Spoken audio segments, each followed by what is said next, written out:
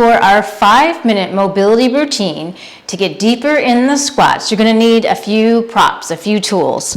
So I do recommend a yoga mat. It gives you that buoyancy of resistance and tactile feedback. It's better than a workout mat or stretching mat.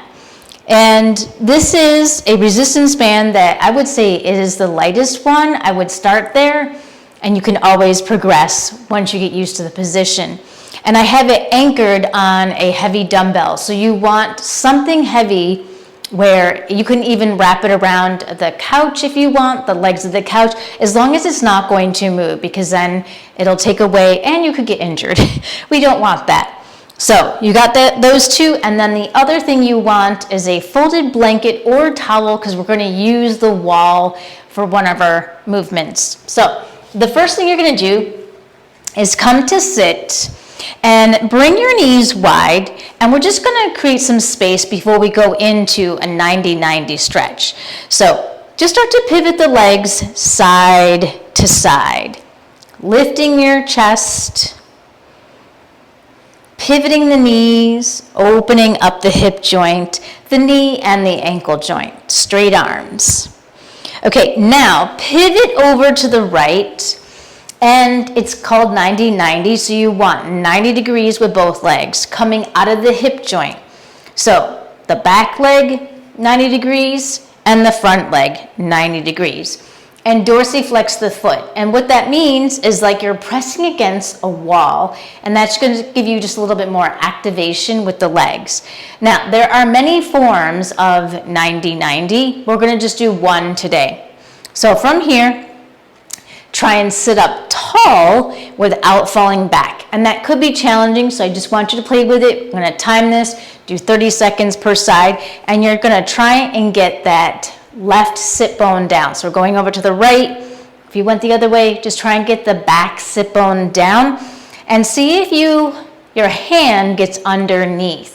You're trying to stay there, not getting the hand underneath, lifting your chest, sitting up tall and energizing. See if you can also press the knees down. And it will be very interesting to see how this feels on the other side, because one side could be so different. So you're really energizing the legs, trying to get that back sit bone down, pressing the knees down. Tall spine, stay with your breath. You want to make sure you're breathing. Okay, now very slowly pivot back up and go right over to the other side. And again, line up so you're 90-90, and just see how it feels to sit up. This is my harder side, so see what it is for you. Again, that 90-90 position is very important. Now, I can get my hand a lot more under, see what's available for you, and energetically press the knees down, lift your chest, and you should feel a nice big stretch across the TFL going into the side glutes. And breathe through it.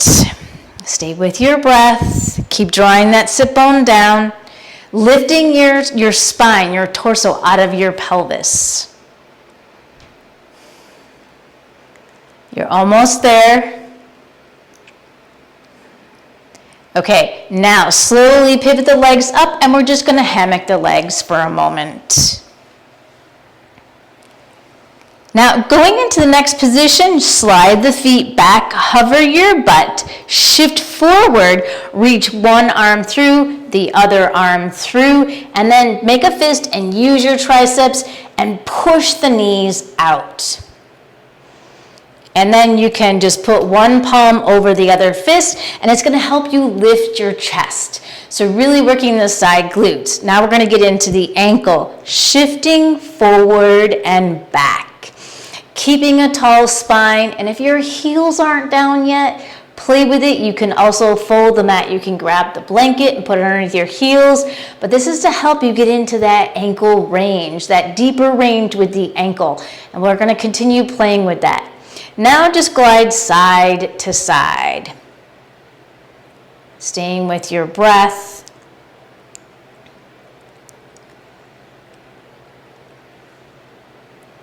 And slowly lower down. And you're gonna grab your band and you're gonna take it around the left ankle. Come onto your knees and now step the left foot forward and keep wiggling it forward. Wiggle the right leg back into this lunge position. And you really want to make sure that the band is on the ankle, not the tibia, the thigh bone, because you want to distract the joint. So you really want to get that range and shift your weight forward. You can wiggle the toes forward. You can lift the back leg if that helps you. And keep wiggling the toes forward, and that's why you want the weight heavy so you don't pull it towards you. That would not be a good thing. And just breathe and hold into it, getting into that ankle. And you can oscillate forward and back. You can also turn the foot out and forward and in. You can wiggle the toes forward a little bit. Good, and now slowly shift back and we'll switch legs.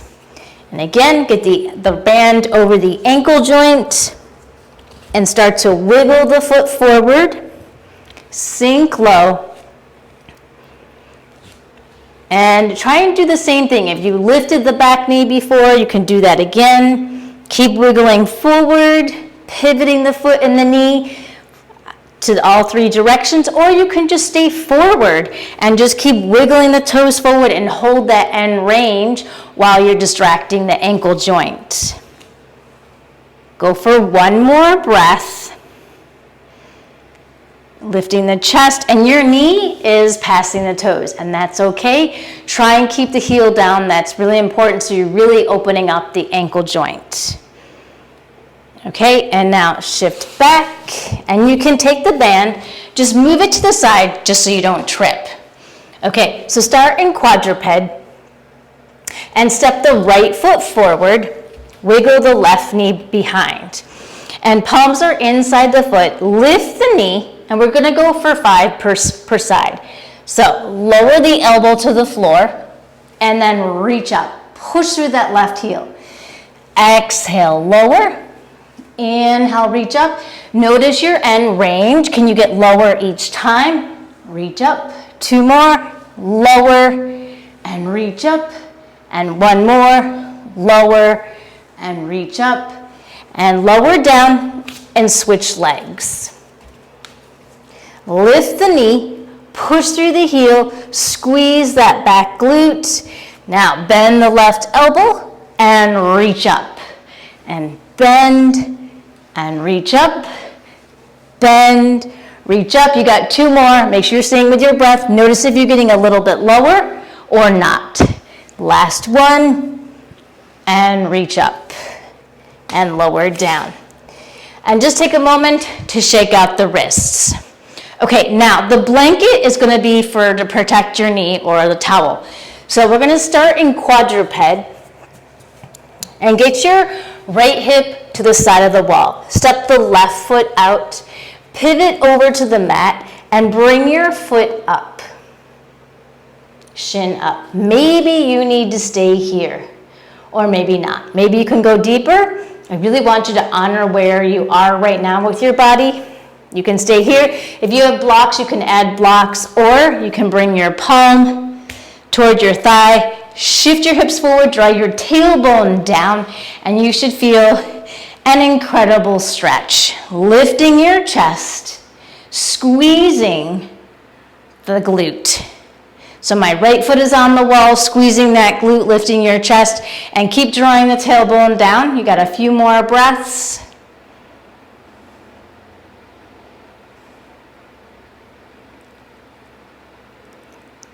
And now slowly lower down. We're going to come out of it the way we came in. So pivot over, back to where we started, and that just really protects the knee joint.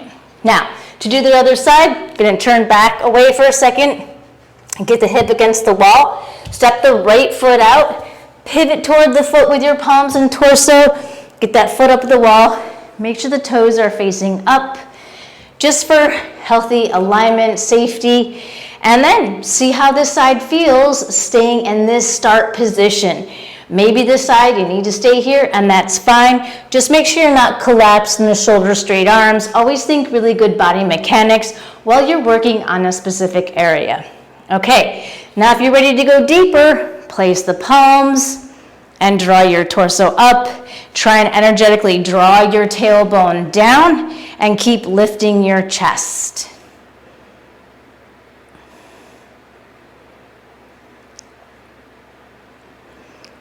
And go for one more breath.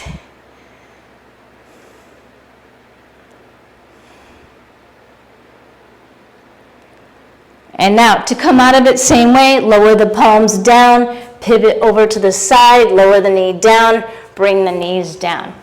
And again, just shake out the wrists. Okay, so there's just 5 poses, 5 drills, and the importance is consistency so that you can really have bigger gains in your squat. So keep practicing. You can choose any of these 5 or you can do them all, whatever you have time for, but consistency is really important.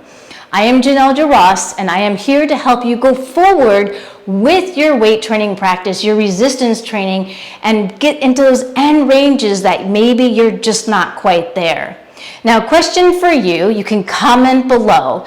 Is there any of the drills that you found challenging or that you felt like helped improve or could improve your squat? Comment below. I'd love to hear from you, and I will see you next week.